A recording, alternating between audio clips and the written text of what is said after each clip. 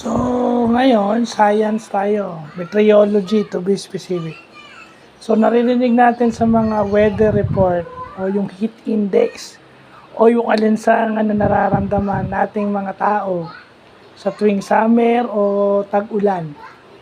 So, ang heat index natin ngayon is maybe above 870 or 80%. Well,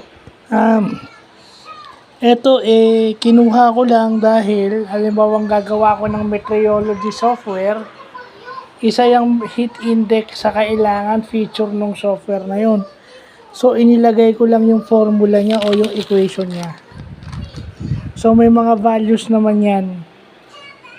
So, nilagay ko na, well, factor dito yung temperature in degree Celsius or in Fahrenheit and yung relative humidity. Kung ilang percent yung relative humidity, yun yung alinsangang nararamdaman natin because of the relative humidity.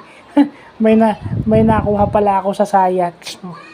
Sa science nung nag-aaral ako. So, yan yung magandang napag-aaralan natin ngayon, no? So, yun lang po.